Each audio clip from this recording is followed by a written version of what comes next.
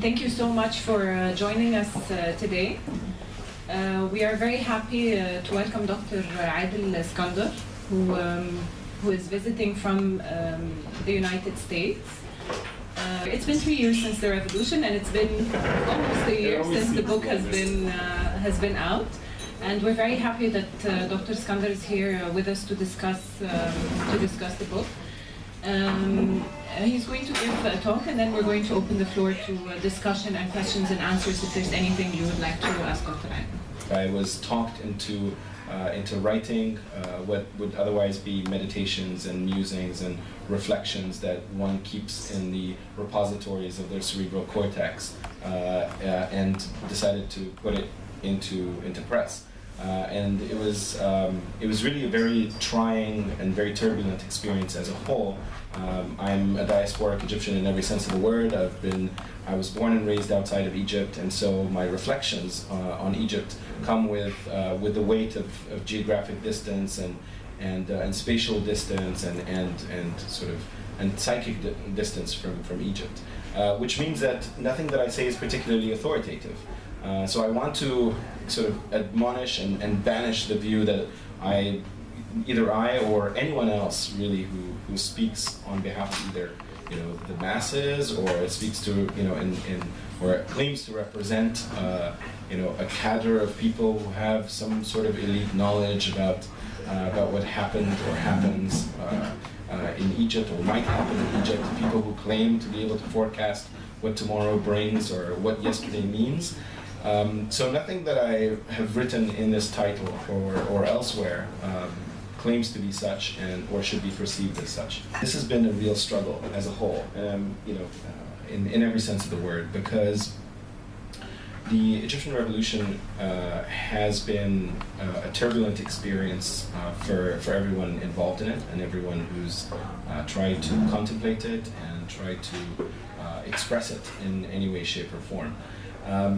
My foray into this, and this, admittedly, I came into the discussion of Egyptian politics and Egyptian cultural expression and literary expression and cultural production from the standpoint of someone who, in and of themselves, is confused about what it means to be an Egyptian. I'm a hybrid and someone whose background is very creolized and very confused and very unsettled. I've spent most of my life sort of traversing borders and not really understanding what anything means, but nevertheless holding Egypt in high regard. And I've come to understand Egypt through the reflections and meditations of people who have experienced or written about and described Egypt at a very different era. So we just so happen to be in the company of Mr. Ahmed Touran, who's sitting on the second row there. He is one of Egypt's most preeminent cartoonists, and someone who I've maintained a relationship through my own father with him for much of the last 20-30 years, and listening to him reflect about what does it mean to dissent, what does it mean to be oppositional during various periods. Before 1952, he started drawing as far back as 1948, all the way through until this current moment. So oppositional politics are nothing new. I started writing for Egypt Independent at a moment where there was a tremendous amount of defeatism. There was the belief that the status quo could last indefinitely, that nothing was going to change. This is late 2010.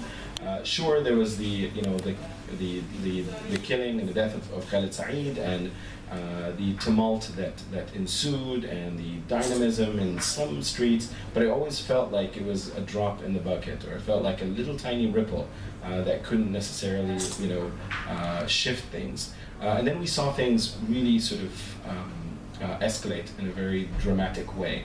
A lot of it was decontextualized, and I have to admit that we all participated. By we, I mean most commentators, most people who ended up getting a platform in front of a television camera, who got a platform in the print press, or had an opportunity to express themselves. I mean, this is these are privileges that one should not take lightly. The majority of the Egyptian public does not get the opportunity to sit at a table like this and to share their musings. So this comes with a tremendous amount of weight, and there was a significant amount of miscalculation on our parts. I mean, even if we were mindful of the socioeconomic circumstances that in Egypt, whether it's the IMF and the World Bank conditions and structural adjustment and the absence of trickle down and crony capitalism, and I mean, you name it. I mean, the range of problems in Egypt are almost unfathomable and immeasurable.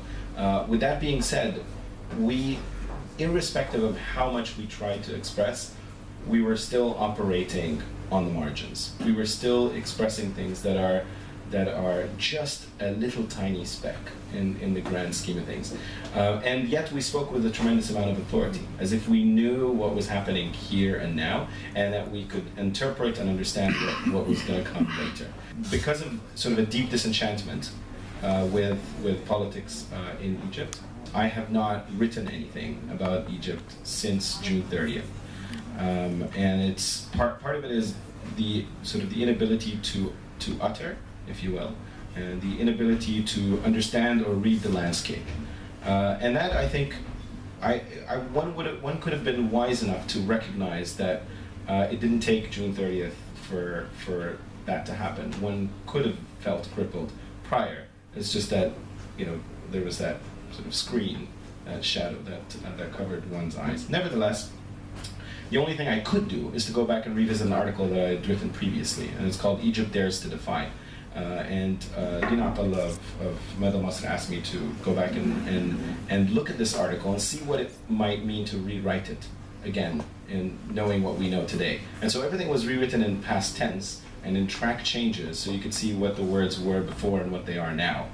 And I have to say, it was probably one of the most trying and difficult exercises in composition that I've ever had, and has in fact entrenched my ability to write about Egypt even more. So it's a blessing and a curse. So I thank Lina Abdullah, who isn't here, but I also admonish her for pushing me to do that.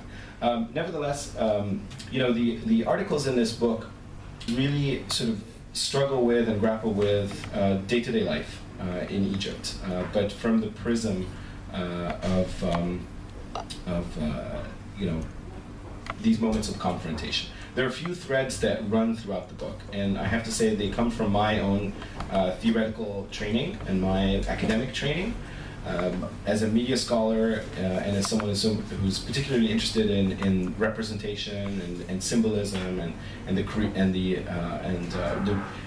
the difference between reality and mythology, I became very interested in the way in which governance in Egypt became fictionalized, became very performative. Everything from the elections of the parliamentary elections of 2010, which looked like a really fantastic show that everybody was, participating in, and of course there were always these strange experiences that happened on the sidelines or on the fringes. These moments of distraction, the existence of what Jean Baudrillard would call the simulacra, which are basically the fictionalized mirror of reality.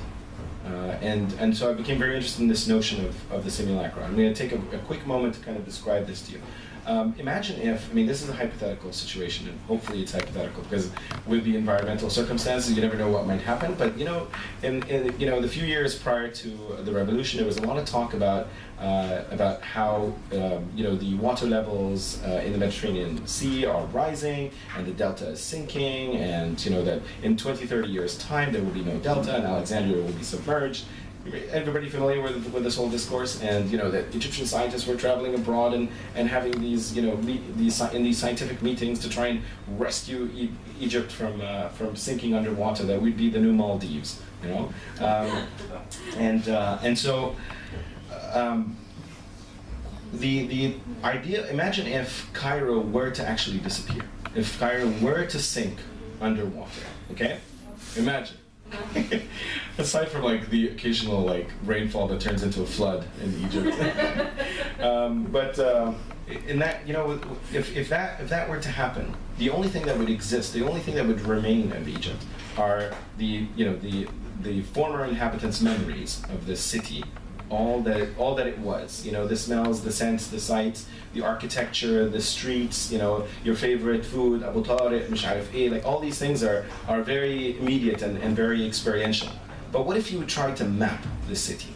You know, I mean, if you go look through the Ottoman archives or the British archives or the Egyptian archives of cities and topography, you can tell what the city looked like before, and these grids and maps. So you could technically recreate Cairo. If you were to rebuild the city, what would it be like? What would people's understanding of it be?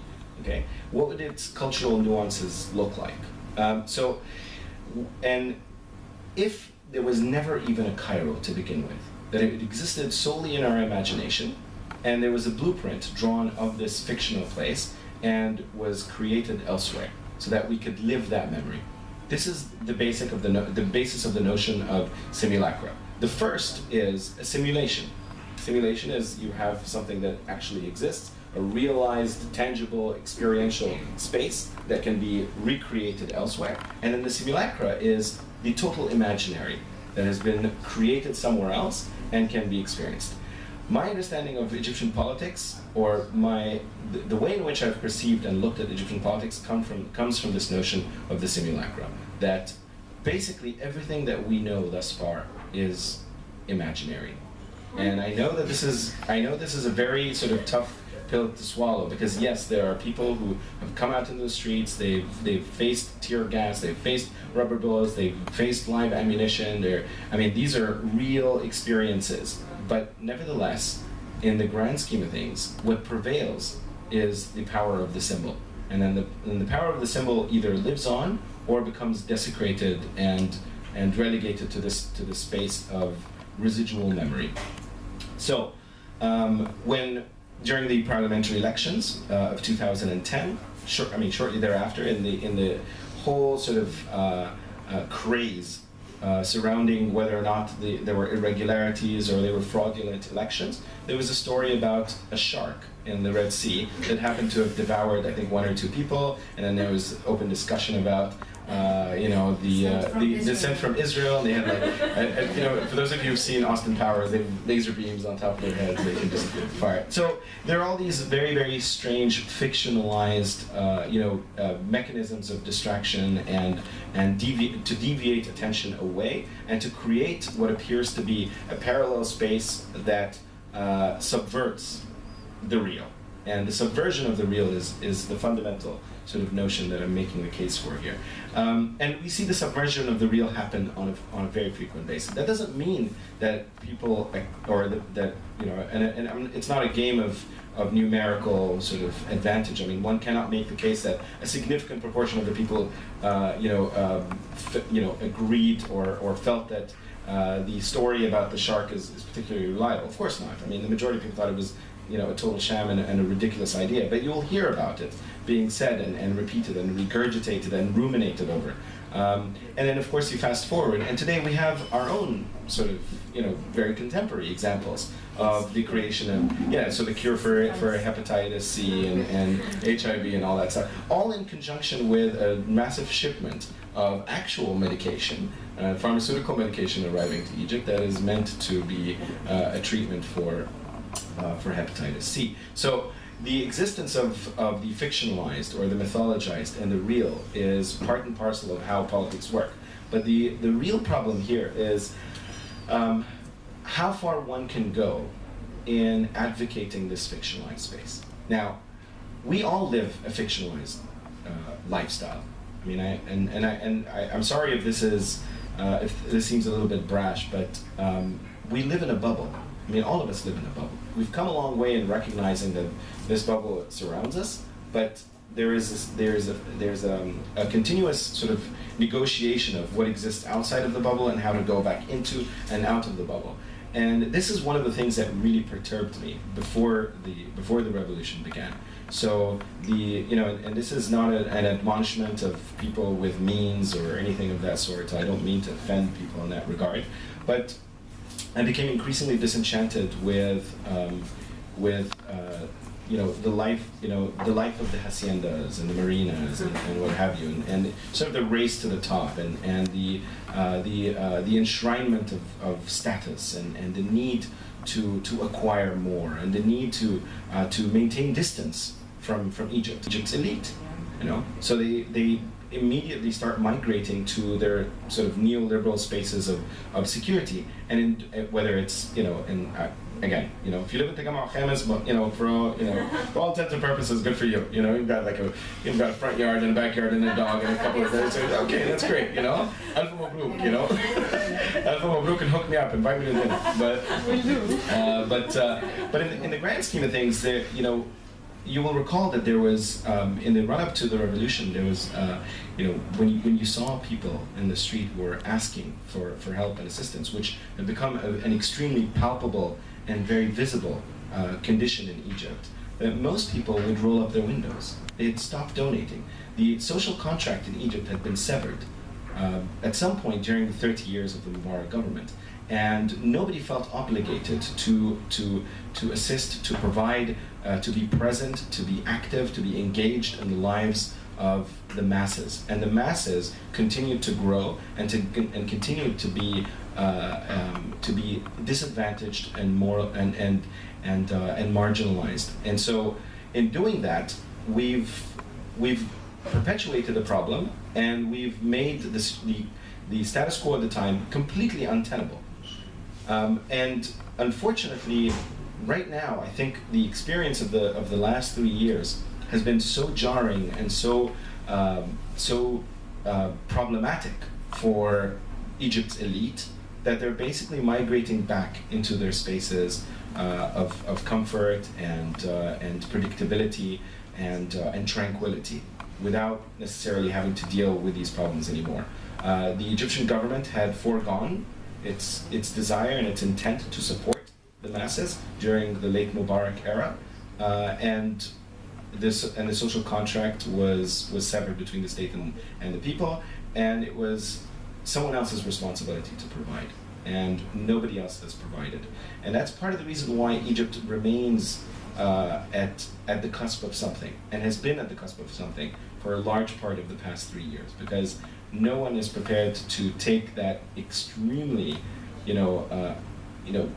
unpopular among the elite decision to begin restructuring not only the institutions, but restructuring the relationship between state and public, and between members of Egyptian society. I became disenchanted with the Egyptian revolution, and it's not the same level of it's not the same kind of disenchantment that drives people away from the revolution or says that this revolution is problematic. I mean, the revolution has its problems, but perhaps it's no longer viable or useful to refer to the revolution in the singular.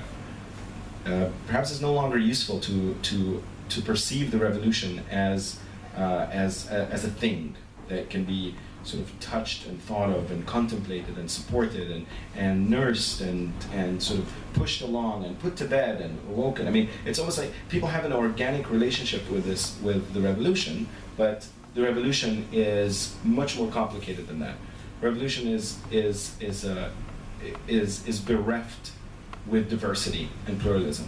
This revolution cannot be spoken for or about by any single organization, any single individual. Yes, there are those who have taken credit, and there are those who have lost credit along the way for the quote-unquote revolution.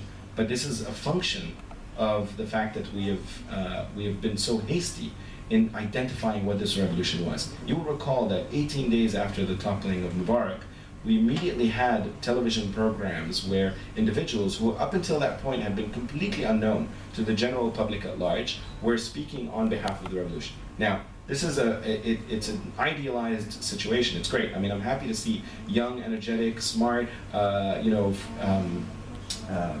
forthcoming, imaginative people step up to the plate and begin to contemplate where this country should go next.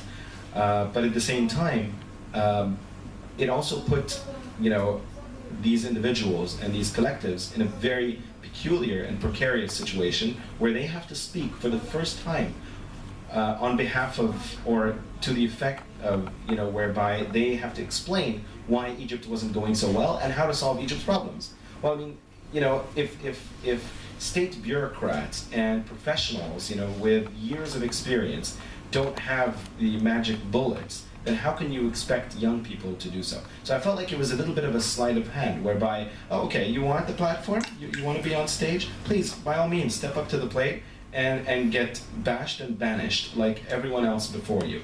And so, the excitation and the enthrallment with having an opportunity to speak and to challenge and to stand up and to sort of be jubilant in this great moment of incredible utopian euphoria becomes a moment where, again, the simulacra is right there. I mean, it's the moment of realization that the revolution, with all that it stands for, bread, freedom, social justice, all the sort of iconized statements, is incompatible with, or doesn't speak to, or cannot answer the call of duty on the ground. And that means that when the public awakens to the existence of the simulacra, it no longer becomes viable. If you realize that the city in which you live doesn't exist, then it doesn't exist. Think of it as the Matrix, for instance. It's like, okay, when Neo awakens from being living in that little tiny, cubicle receptacle where he's being fed, and he's like, oh, what the heck is going on?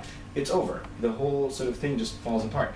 In the same way that the Mubarak government fell because people awoke, and the Morsi government fell because people awoke, and any government, any subsequent government, any subsequent political, economic, social, and cultural environment is untenable so long as we're living in the state of the imaginary. But nevertheless, the imaginary is a critical part of challenging the imaginary. The only way in which the simulacra can sort of can dissipate is with the resonance and the power of another image.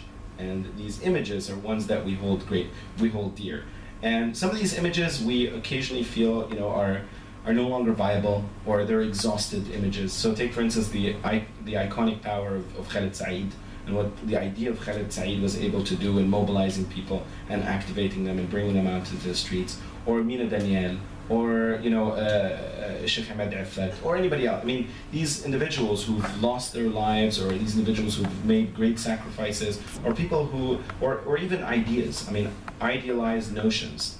They, in some ways, live on in memory, and they become very, very sort of contestable spaces. Take, for instance, literally, I mean, in driving around Cairo, and I haven't been in Cairo in a couple of years, but there's still fresh paint that reads Jika on it. I mean, it's not. This is very palpable. It's very immediate, and this four-letter word means something to a lot of people. And the same thing goes with the two letters Sisi, whether it's followed by a complement, or in more cases than not, far less complimentary things, but they exist in public space. And because they exist in public space, they have symbolic value. And because they have symbolic value, they are a critique of the status quo. So the status quo is maybe popular today, but it may not be popular tomorrow. And that, I think, is very critical. Part of the reason why the revolution is struggling, it's unfinished, but that doesn't necessarily mean it's dead. I refuse to, and this is not out of romanticism for the revolution or anything of the sort. I mean, the revolution doesn't have a birth date. I mean, even though we give it January 24, it doesn't have a birth date. It might have been born in Tel al-Amarna, for instance, when Akhenaton decided that Atun was no longer the god, and it needed to be Amun. It could have been at any point. It could have been, a few hundred years later, when workers in what is now Dir al-Bahri decided to challenge the authority of their superiors because they weren't getting their rations and food. It may be in 1919. I mean, it may be experiences that we've memorialized, and it may be experiences that we've never memorialized. So there is no starting point to the revolution, in my personal opinion. The revolution is a constant state of contestation between publics and authority, with the hope of creating a more equitable, more pluralistic, more livable lifestyle.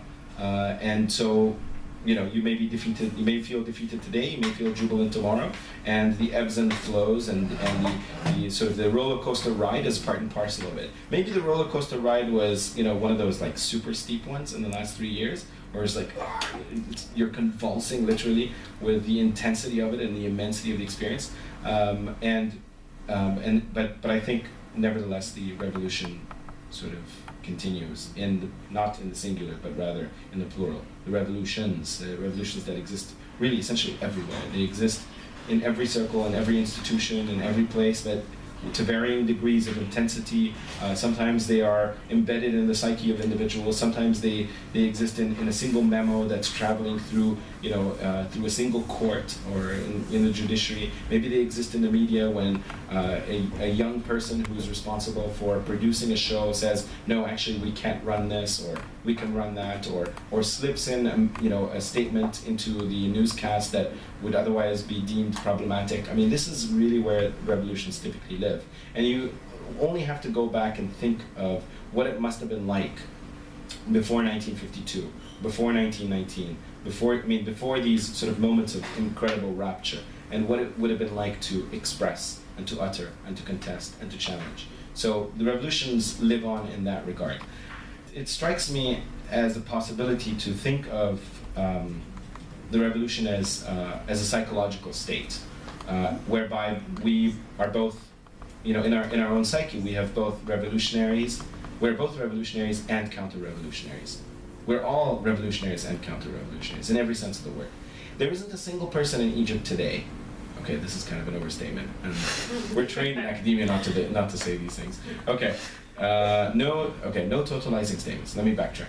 There are very few people in Egypt today who have not committed themselves, at least psychologically, to the idea of revolution. Whatever that revolution happens to represent to them. For them, maybe the revolution is, bread, freedom, social justice, whatever the principles were for January 25th. Maybe the revolution for them is bringing down the Morsi government and the rule of Sharia or whatever else. I mean, however they choose to contemplate it. Perhaps for them the revolution is challenging the Supreme Council for the Armed Forces. Perhaps for them the revolution it could mean anything. Today, by miraculous intervention or divine intervention, if you will, and as someone who's not necessarily keen on using the term divinity in public expression, but I can't find any really sort of functional, realistic way of understanding it. It has to be divine, because it doesn't make any sense at all. Today, we have those people who supported wholeheartedly the Mubarak government all the way through, especially during the 18 days and shortly thereafter. Today, they believe they are revolutionaries. And that, I think, is a fascinating turn of events in 3 years. In almost every revolution, whether it's the Russian Revolution or French Revolution or most revolutionary movements, the counter-revolution recognizes its attachment to the historic moment that, the starting point, where this came from, before the moment of rapture. And that becomes the front line from which they sort of deploy their critique of this transformation. And it's in their best interest to say this revolution has not worked for the following reasons, or that this revolution doesn't represent what people claim that it represents for the following reasons. But they come at it from that position of deep sort of commitment to the principles and the institutions that they are part of. Unfortunately, in Egypt, we have a completely different circumstance. We have the counter-revolution essentially camouflaging itself as revolution, and the revolutionaries themselves also becoming fragmented in their own psyche when recognizing that at some point they had to participate in some cases, with the counter-revolutionaries so that another wave of the revolution continues, and vice versa. Even the Muslim Brotherhood, supporters of the Muslim Brotherhood, who, again, we hear this stated with such frequency that it's almost tired and very difficult to really interpret. But let's say the Muslim Brotherhood were latecomers to the January 25th revolution. They may not have been there at the outset. They're an institution committed to reform rather than revolutionary change. And they show up on January 28th or a few days later, and then they fill the squares and things happen, and the story unfolds as we come to comprehend it. And then at this point, the Muslim Brotherhood believe that they are literally the front line of the revolution. They believe that they are the only ones standing up against the current government, and so whatever revolutionary stripes they didn't acquire back in the January 25th revolution, they believe they're acquiring now. That they have those credentials that they've lost back then. So basically, who in Egypt isn't a revolutionary? I mean, I really don't know who isn't a revolutionary anymore, but who in their own mind doesn't believe that they are a revolutionary? And at the same time, they are counter-revolutionary because they believe that the revolutionary credentials of the other are either problematic or inauthentic or don't represent the greater will of society at large, or that it's not majoritarian, or that they're not based in principles that speak to the revolution at large. In some cases, so for instance, for the Muslim Brotherhood, perhaps the revolution represents the Islamicization of society and the judiciary and the media and various other institutions of the state. That may be a revolutionary principle. For the non-Islamist, quote unquote, self-ascribed, self-attributed revolutionaries, it may be something completely different. So, by and large, we have to struggle as individuals before we even start talking about collectives and building institutions and coming together and having parties and challenging for authority and figuring out how we can have a parliamentary majority or who represents what and what principles. I mean, this is a very deep psychic struggle on the part of ourselves as individuals to come to terms with whether or not we are revolutionaries and what does it mean to be revolutionaries today. And this may take a long time. I mean, we've grown so accustomed to the highly expedient nature of things. We're like, oh yeah, we need to get rid of a president in about a year, so let's get on with it, okay? Or we're used to basically undermining authority the moment it happens. If it's the discussion of the Constitution and that beautiful sort of billboard poster with an image of all Egyptians in the background, but they all are clip art or images taken from elsewhere. I mean, the incredible instantaneity of critique, it happens at the drop of a hat. These things give us the impression that change can happen and can happen now. But unfortunately, change doesn't happen quite that way. And perhaps that is the greatest simulacra of them all. The idea that change has happened. That change happened on February 11th. That change happened on January 25th. That change happened on June 30th or July 3rd or any other subsequent date. Or that the people who were killed in Mohammed Mahmoud or Masbir or Malik Saud, that really significant change happened during those times. Even when we think that the participation is low, it's not low. Even when when Muslim Brotherhood supporters come out and protest, some people would like to believe that their numbers are very small and dwindling and insignificant and irrelevant. But they're not. In the same way that the protests of June 30th were sizable, and January 25th were sizable, and the protests in Mohammed Mahmoud were sizable. They're sizable enough to matter. And because they matter most to those who participated in them, they're just not going to go away. What matters most in the memory of most Egyptians is the revolutionary moment. And that is not going to go away. Intellectually speaking, it's not going to go away. We will continue to hear about the revolution, whether positively or negatively, for much of our lives. And that, I think, is refreshing, because the revolution or the revolutions will remain that contestation that we will live with. It may give us fatigue, it may exhaust us, it may wreck us, and leave us completely sort of, detached. But nevertheless, it is a refreshing thing. And I'm going to sort of leave you with a single sort of paragraph from the end of the book. AUC Press were kind enough to say, okay, so these are a bunch of articles that are largely disjointed. They're chronological, but they're disjointed. They deal with different things, everything from sort of gender and sexual abuse and harassment to public space and how Egypt's wealthy live, in relation to society at large. They also deal with football and Egyptians' obsession with nationalism in the form of football, and how football becomes a source of political distraction, and how that turns into the ultras movement, et cetera, et cetera. So there are a lot of different things, and they're very disjointed. So when AUC Press said, okay, if we're going to turn this into a book, there has to be something that will bring it all together and make it cohere. I'm like, well, if you're trying to find coherence in the revolution, then you've come to the wrong place. But I did have to end it with what the lessons of this revolution might be. And so this is, a single paragraph that closes the book.